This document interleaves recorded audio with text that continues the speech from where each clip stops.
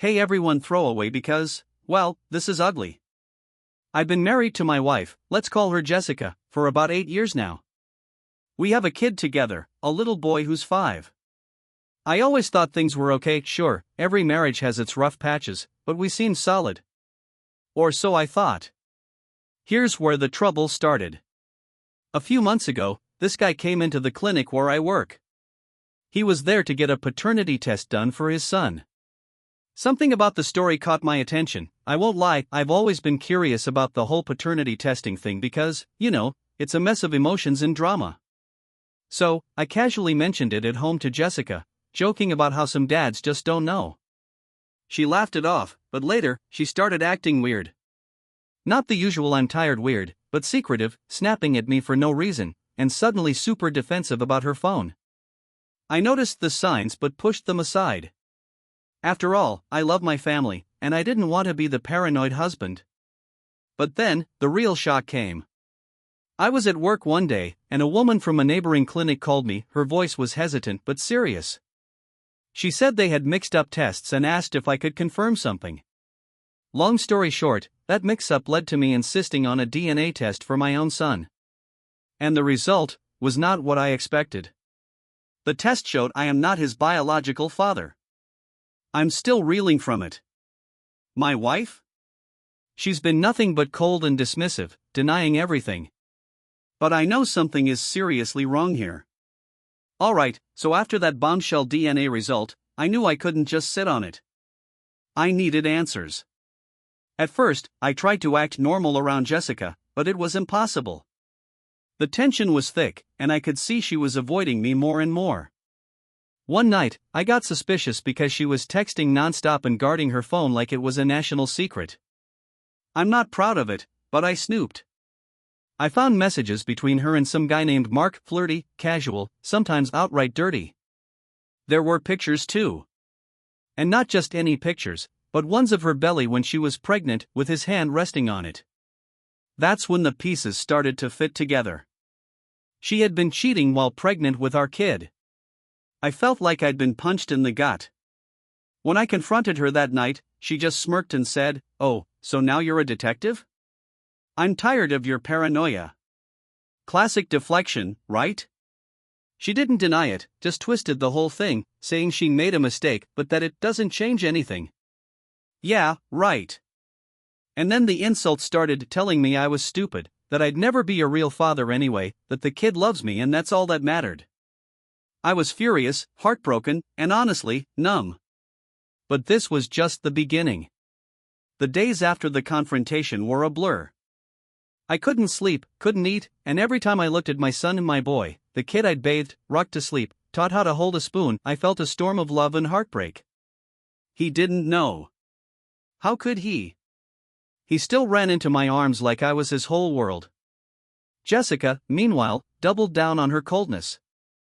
No remorse, no real explanation, just bitter sarcasm and indifference. "You think you're the only one who's ever been lied to," she snapped one morning.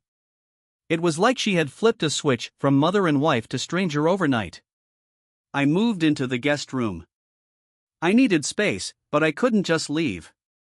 Not yet. I was torn between walking out the door and clinging to what was left. My son, even if not by blood, still called me daddy. And that word cut deeper than any insult Jessica could throw.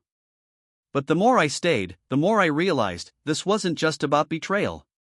It was about identity, survival, and what kind of man I wanted to be after the truth stripped everything bare. The days dragged on like an emotional marathon. I went through the motions at work, but my mind never left home. Every second was haunted by the question, how long had she been lying to me? I started going back through old photos, old texts, everything from the pregnancy. It hit me how many signs I'd missed. There were weekends when she said she was visiting her sister, times she turned her phone off with no explanation, moments during her pregnancy when she seemed distant, chalked it up to hormones at the time. Now, I saw it differently. She wasn't just lying in the moment. She had built a lie carefully, deliberately, and kept it going for years. One evening after putting our son to bed, I found myself scrolling through more of her messages to Mark. It wasn't just cheating. They talked about me, laughed at me. He called me the sitter once. She didn't correct him. She just sent a heart emoji. That was the night something inside me snapped. I didn't yell. I didn't throw anything. I just walked into the living room, handed her the phone, and said, "You have until the end of the week to figure out where you're going. Because this isn't your home anymore." She looked up, finally, truly stunned. But I didn't wait for a reply. I turned and walked out. For the first time in weeks, I felt like I could breathe. The next morning, she was still there. Sitting at the kitchen table, eyes swollen from crying. But I didn't feel pity, not anymore. I felt empty. Tired. Done. "I didn't want to hurt you," she said quietly, like that made any of it better. I poured my coffee in silence. She kept going. "I didn't mean for things to get out of hand. It was just. I felt alone. You were always working. Mark was just there."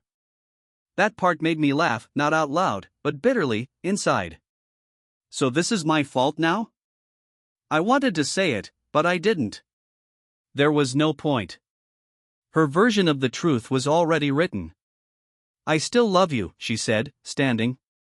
"I want to fix this." That was the moment I realized she still didn't get it. It wasn't about a single betrayal, it was about years of deception. About looking into the eyes of a child I loved more than anything and not knowing what was real anymore. "I'm not the one who broke this," I said, finally. "And you can't fix what you spent 5 years hiding." Later that day, I called a lawyer. I didn't know what I was doing, whether I wanted to fight for custody, or visitation, or just walk away. But I needed clarity. Legally, emotionally. I needed something solid in a world that had crumbled overnight. And just like that, the war began, not just with her, but inside me. Between what I felt and what I knew. Between love for a child that wasn't mine, and the aching wound that reminded me, every day, that he wasn't mine. The hardest part wasn't the betrayal. It wasn't even Jessica's lies or the humiliation of finding out my life was built on someone else's decisions. No, the hardest part was him. My son. Or, the boy I'd raised as my son. He didn't know what was going on. He was 5, still figuring out how to tie his shoes, still asking me to check for monsters under the bed. He'd crawl into my lap like nothing had changed, look up with those big eyes, and say, "Daddy, can we build Legos?" And my heart would shatter all over again. I couldn't bring myself to treat him differently, not yet. How could I? He wasn't the one who lied. He didn't ask to be born into a mess. To him, I was Dad. Always had been. The guy who taught him how to ride a bike, who tucked him in every night. He didn't care whose blood was in his veins. All he cared about was that I was there. But in the back of my mind, there was a ticking clock. What if the truth came out one day, to him? What if Jessica weaponized it in court? What if Mark tried to claim him? I started writing everything down. Every interaction. Every text. Every missed call. My lawyer advised me to stay calm, stay civil, and document everything. Because if it came to court, and it would, I had to be ready. Some nights, when the house was quiet, I'd sit outside his room and just listen to him breathe. I don't know why, maybe it grounded me. Maybe I was trying to hold on to whatever version of my life still felt real. But deep down, I knew this wasn't sustainable. Something had to give. And soon, it would. Mark. It's a name that echoed in my head like a bell I couldn't unring. I didn't know much about him at first, just a name from the messages, a ghost in my marriage. But once I knew where to look, the rest came fast. A few social media searches, a couple of mutual friends, and there he was. Mark, mid-30s, gym selfies, motivational quotes, pictures of dogs and motorcycles. A guy trying too hard to be effortlessly cool. What shook me was one photo in particular. Him standing shirtless, holding a baby. My son, maybe 3 months old in the picture. It felt like my breath got knocked out of me. Jessica had told me she didn't know who the father was, that she hadn't seen Mark since before the baby was born. But this photo had a timestamp. 2 months after our son's birth. She had lied again. I saved the photo. My hands were shaking when I did it, like I was doing something wrong, when in reality, I was finally doing something right, collecting the truth. I brought it to my lawyer the next day. He studied it for a while and nodded. "This changes things," he said. "If he knew and still didn't step up, that could matter in court."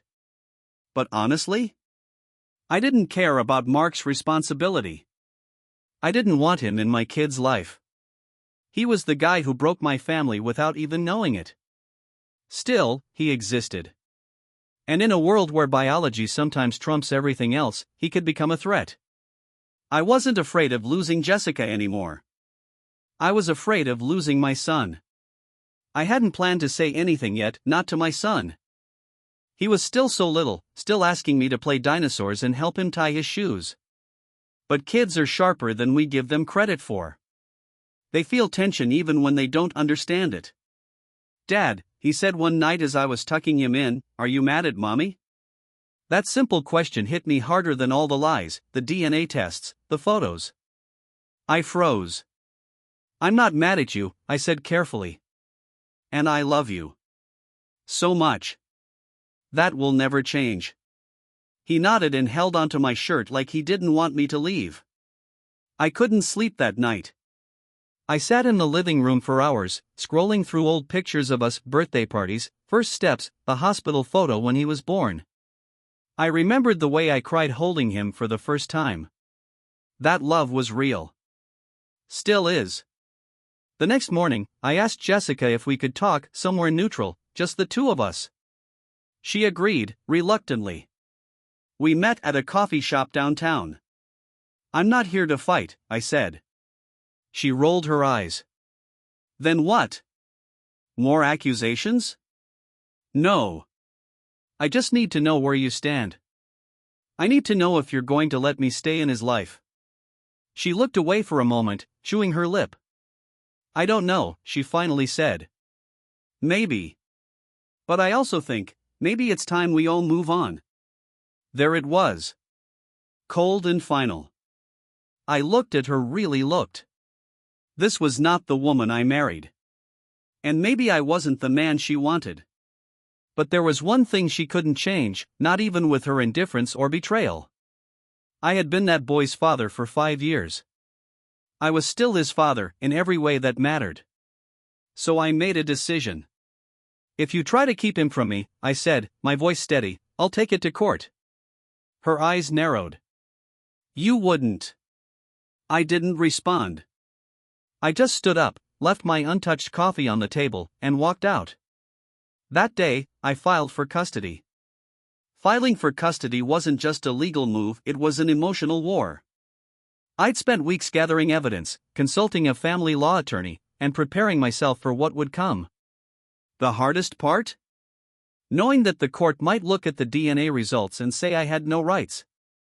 That biology might outweigh 5 years of bedtime stories, scraped knees, and Saturday cartoons. But I had one thing going for me: I never abandoned him. From the moment he came into this world, I was his father in every way that mattered, emotionally, financially, and physically. And in some cases, that counted for more than blood. Jessica didn't take it well. She was furious. Claimed I was doing it out of spite, that I was dragging our son through my bitterness. But I'd expected that. What I didn't expect was how quickly things escalated. She got a lawyer too, aggressive, loud, and condescending. They tried to paint me as unstable, claiming I was emotionally erratic after discovering the truth. They even suggested I had no parental bond because I wasn't his real father. But my lawyer? She was sharp. Calm and methodical. She focused on what mattered, the child's best interest. "He knows this man is Dad," she said in court. "He has lived his entire life under that belief. Ripping that away because of a technicality would be psychological abuse." They requested a psychological evaluation, both of me and of my son. I agreed without hesitation. I had nothing to hide. A court-appointed expert interviewed us separately. I remember sitting in a small room, trying to explain the unexplainable, that I'd found out I wasn't my son's biological father, but that I still loved him more than life itself. And my son? According to the therapist, when asked about his dad, he smiled and said, "He's the one who makes the best pancakes." That nearly broke me. Weeks passed. The legal process was slow, grinding, and stressful. But then one morning, I got the call. The judge had made a preliminary ruling, shared custody, with primary placement remaining with Jessica, and scheduled visitation rights for me. It wasn't everything I wanted. But it was something. And it meant I wouldn't lose him, not completely. Still, something had changed. The air around all of us was colder. This wasn't over. Jessica had already hinted she might try to appeal, or push to terminate my rights once she remarried. I was still in the fight. The courtroom drama had ended, but the real challenge was only beginning. Shared custody meant our lives were tangled in a complicated dance, visits, exchanges, constant communication with Jessica. Every interaction was charged, every word weighed heavily. I threw myself into being the best father I could be during the time I had. Weekends, holidays, even those random weekday afternoons. I kept the routine consistent, the same bedtime stories, the same silly jokes, the same love. My son didn't understand the full scope of what had happened. To him, I was still dad. And that was enough to keep me going. Jessica? Our relationship remained fractured, bitter at best. There was no going back to what we had. The woman I married was gone, replaced by someone I barely recognized. But for my son's sake, I kept things civil. No more fights in front of him. No more harsh words. Just quiet strength. Over time, I started to rebuild my own life. Therapy helped. Talking to friends helped. I learned to grieve not only the betrayal but the life I thought I had. And slowly, I found hope in new possibilities. Maybe one day I'd meet someone who could accept my son and me as we were, imperfect, but bonded beyond biology. The truth had torn my world apart. But it also taught me that family isn't just about genes. It's about love, commitment, and being there no matter what. And for my boy, I would always be dad. No test could ever change that.